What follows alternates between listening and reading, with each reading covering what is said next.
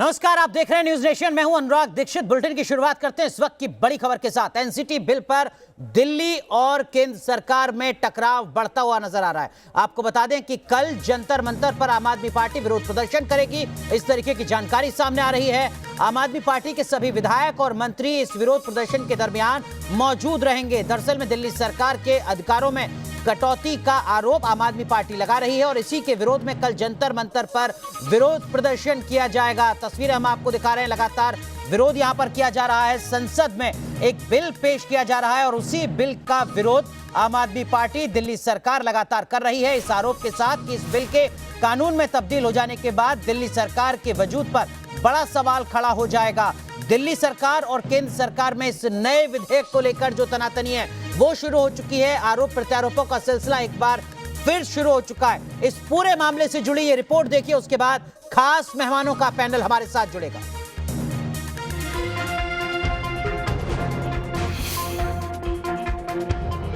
एक बिल लाकर एलजी को सरकार बनाना चाहते हैं। क्या दिल्ली में नाम के मुख्यमंत्री रह जाएंगे केजरीवाल?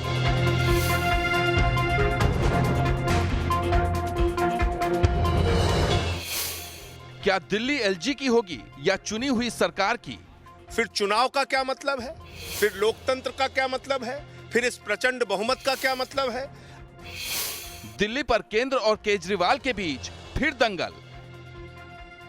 एक बार फिर दिल्ली में अधिकारों की जंग छिड़ी है। एक बार फिर केजरीवाल और केंद्र आमने सामने हैं और ये जंग लोकसभा में पेश किए गए एक संशोधन विधेयक के बाद शुरू हुई है, जिसमें उपराज्यपाल को ज्यादा अधिकार दिए जाने का प्रावधान है। इसके अलावा बिल में यह स्पष्ट किया गया है कि राज्य कैबिनेट या सरकार के किसी भी फैसले को लागू करने से पहले एलजी की राय जरूरी होगी। इसी का विरोध अब आम आदमी पार्टी कर रही है।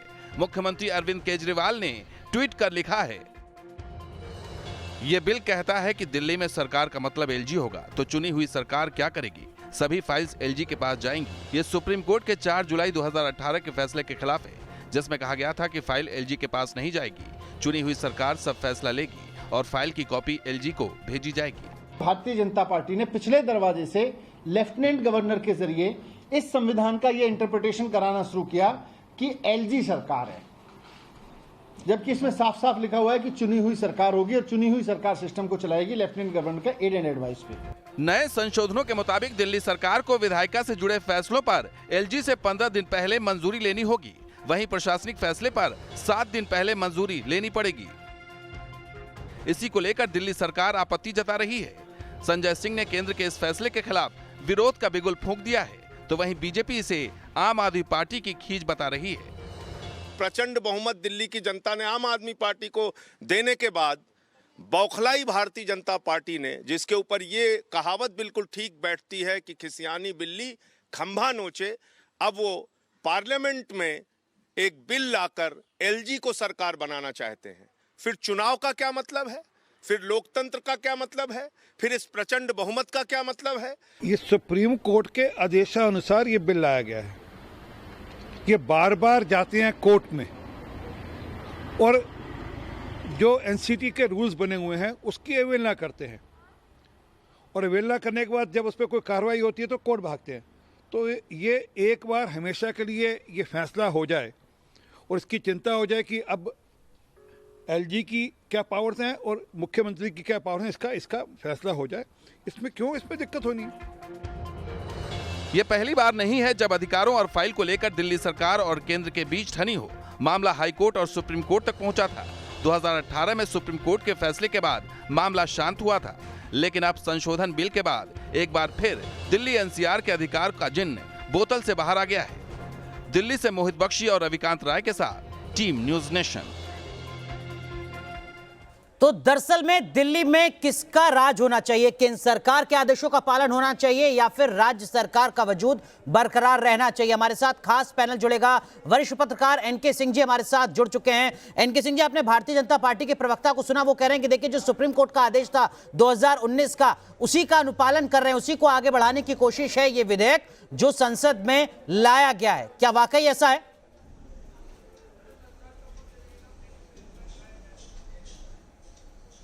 नहीं अनुराग, बिल्कुल गलत उन्होंने कहा है। शायद पूरा जजमेंट उन्होंने पढ़ा नहीं है। उसमें तो बिल्कुल उल्टा कहा गया है। यह तो क्लैरिफिकेशन के लिए कहा गया था, अदरवाइज उसने ये कहा है कि किसी भी कीमत पर जो पार्लियामेंट्री सिस्टम है उसमें चुनी हुई सरकार कभी भी लेफ्टिनेंट गवर्नर का मोहताज ना बने। ये उस फिलॉसफी के खिलाफ होगा। और बहुत ही कड़े शब्दों में कहा था कि लेफ्टिनेंट गवर्नर के लिए बाध्यकारी होगा जो हाउस के रिकमेंडेशन से, जो हाउस से पारित होके जाते हैं, वो लेफ्टिनेंट गवर्नर के लिए बाध्यकारी होगा। ये शब्द का इस्तेमाल किया है। और वो भी संविधान पीठ ने, 5 सदस्यीय सुप्रीम कोर्ट की संविधान पीठ ने बहुत क्लियर शब्दों में कहा है कि प्राइमेसी हमेशा सरकार की रहेगी जो चुनी हुई है। उस जजमेंट में बहुत साफ है। यहां वो भी छोड़ दीजिए, यहां पे एक दूसरा मामला है जो मेरे ख्याल से बहुत कम लोग समझ पा रहे हैं। उसी संविधान के 239AA के सब क्लॉज 6 में स्पष्ट कहा गया है कि council of minister shall be collectively responsible to the assembly. जी, मतलब कि असेंबली के प्रति जवाबदेही किसकी होगी? काउंसिल ऑफ मिनिस्टर्स की। अगर काउंसिल ऑफ मिनिस्टर जवाबदेह है तो ये आप अमेंडमेंट कैसे कर सकते हैं कि सरकार माने लेफ्टिनेंट गवर्नर? लेकिन सर माफ कीजिएगा, आपको रोक रहा हूं। एनके सिंह सर, जो दलील बीजेपी की तरफ से दी जा रही है या केंद्र सरकार की तरफ से दी जा रही है वो ये कि देखिए दिल्ली का केस अलग है। दिल्ली को आप बाकी राज्यों से नहीं तुलना कर सकते हैं। दिल्ली केंद्र शासित प्रदेश है, दिल्ली में देश की राजधानी है, लुटियन जोन है, लिहाजा बहुत सारे ऐसे प्रावधान हैं जो केंद्र सरकार के अधीन रहने चाहिए। ये नई दलील नहीं है, ये सालों पुरानी दलील है जो लगातार दी जाती रही है दिल्ली के संदर्भ में।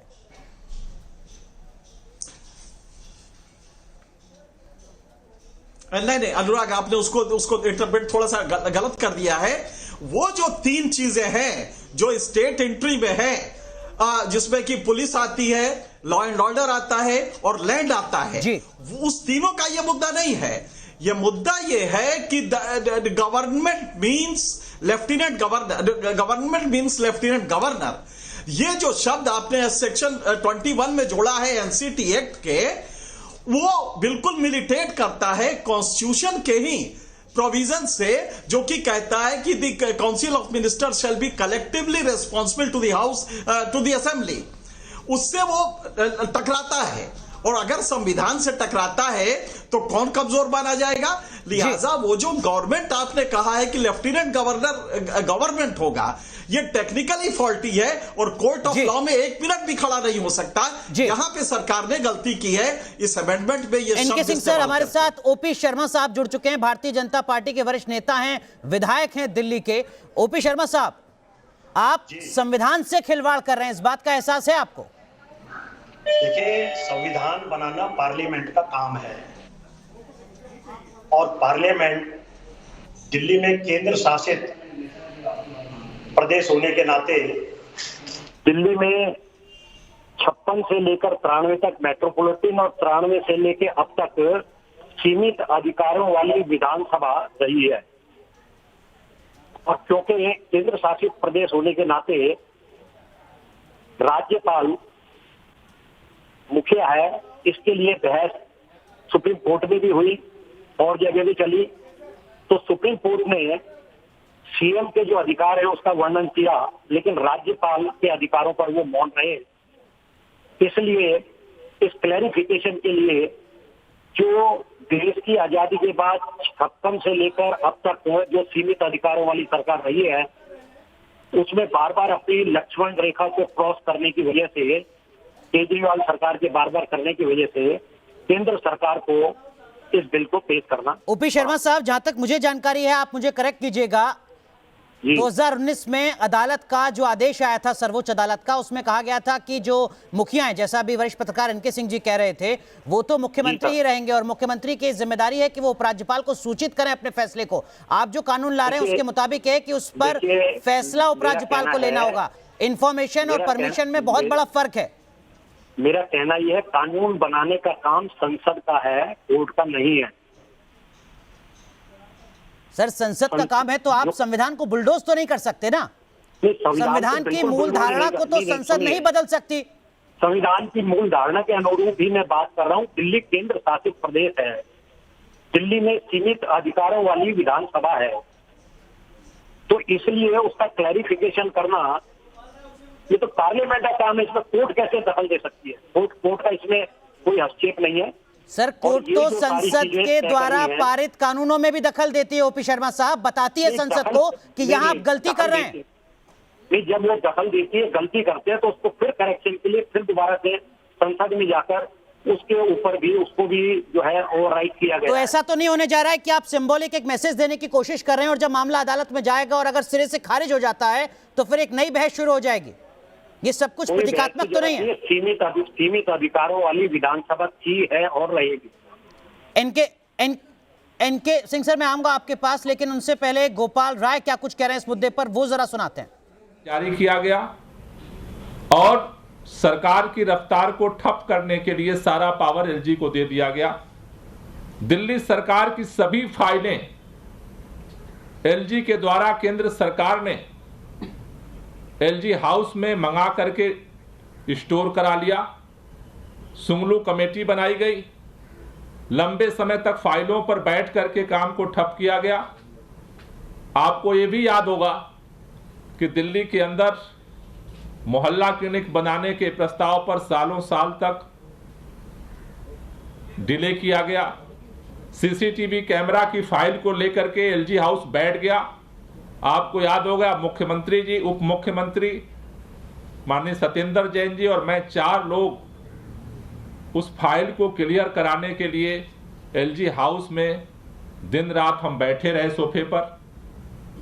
आज पुनः वो परिस्थिति दिल्ली के अंदर पैदा करने का षड्यंत्र शुरू हुआ है। जी, तो दिल्ली को लेकर संसद में आ रहा है एक नया विधेयक और उसी को लेकर मच रहा है सियासी घमासान। ओपी शर्मा साहब, बीजेपी के विधायक हमारे साथ हैं। ओपी शर्मा साहब, आपने सुना अभी गोपाल राय को, वो बता रहे थे, देखिए उदाहरण के साथ उन्होंने कहा कि किस तरीके से सीसीटीवी का मामला है, मोहल्ला क्लिनिक का मामला है, लगातार उपराज्यपाल फाइलों को अटकाते रहे, आम आदमी पार्टी के विधायकों को, मंत्रियों को धरना विरोध प्रदर्शन करना पड़ा। क्या उसी तरीके के हालात आप एक बार फिर चाहते हैं देश की राजधानी दिल्ली में? देखिए, देश आजाद है, हर आदमी को अपने मत को व्यक्त करने का अधिकार है। हमने तो केजरीवाल जी को राजपथ पर गणतंत्र दिवस की परेड को रोकते हुए भी देखा है। तो जो असंवैधानिक काम करते हैं और इनका सोच अल्ट्रा लेफ्ट है, ये टुकड़े टुकड़े गैंग के साथ भी खड़े होते हैं। ठीक है, नहीं विषयांतर नहीं होते हैं सर, विधेयक पर ही बात करते हैं। सेना के ऊपर सवाल उठाते हैं, तो ये तो अपना व्यक्त करने का। सौरभ भारद्वाज, माफ कीजिएगा, आप काफी देर से जुड़ पाए हैं।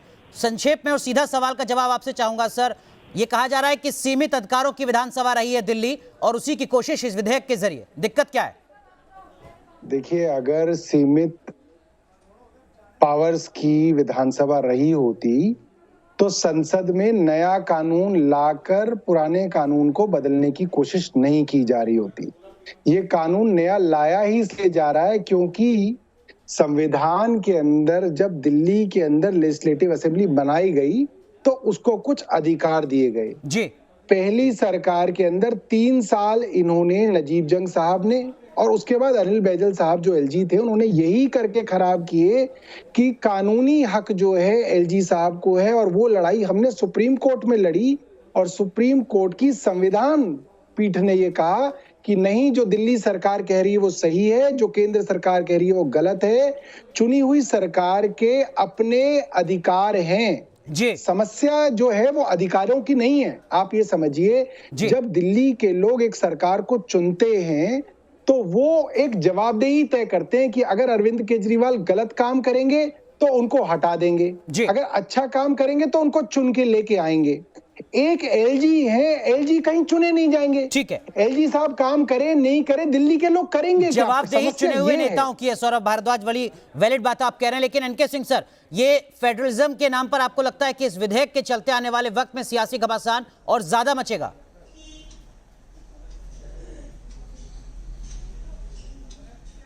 बिल्कुल अनुराग, बड़ा अच्छा सवाल है और बड़ा अच्छा आपका वो भी है, शक भी है आने वाले दिनों में। क्योंकि देखिए, मोदी जी ने जब आए थे तो उन्होंने एक जुमला कहा था, कोऑपरेटिव फेडरलिज्म, कि अब देश का गवर्नेंस कोऑपरेटिव फेडरलिज्म के आधार पे चलेगा, सहकारी संघवाद।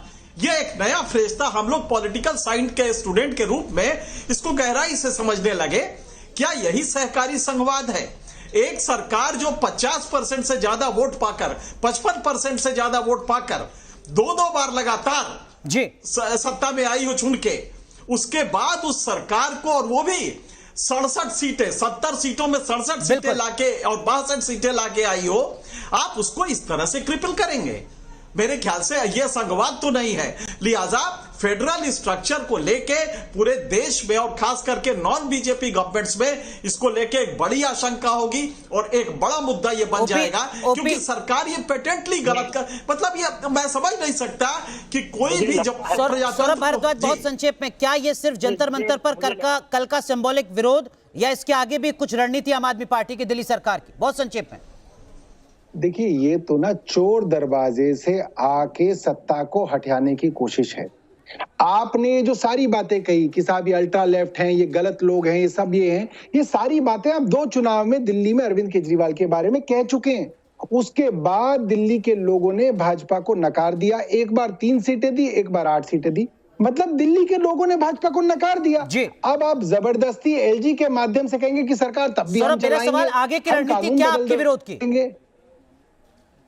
देखिए, मैं सभी अपोजिशन पार्टीज का धन्यवाद करना चाहूंगा, चाहे वो सीताराम येचुरी हो, चाहे कांग्रेस के पी चिदम्बरम हो, कपिल सिब्बल हो, सब लोगों ने और कई सारे पत्रकार बंधुओं ने इस बारे में ट्विटर पे, फेसबुक पे अपने लिखा है कि ये जो केंद्र सरकार कर रही है ये गलत है। ये बात आम आदमी पार्टी भाजपा की नहीं है, ये बात जो है सीधा सीधा ठीक है जनतंत्र और जवाबदेही की बात है कि आप पूरा का पूरा जो आपकी देखते हैं किस तरीके से सियासी उसको... घमासान इस पूरे मामले पर आने वाले वक्त में नजर आता है। बहुत बहुत शुक्रिया आप तीनों का जुड़ने के लिए। हर अपडेट न्यूज नेशन आप तक पहुंचाता रहेगा, इस विधेयक से जुड़ी, संसद से जुड़ी। यहां पर रुक रहे हैं कुछ देर के लिए, लेकिन आप बने रहिए न्यूज नेशन के साथ।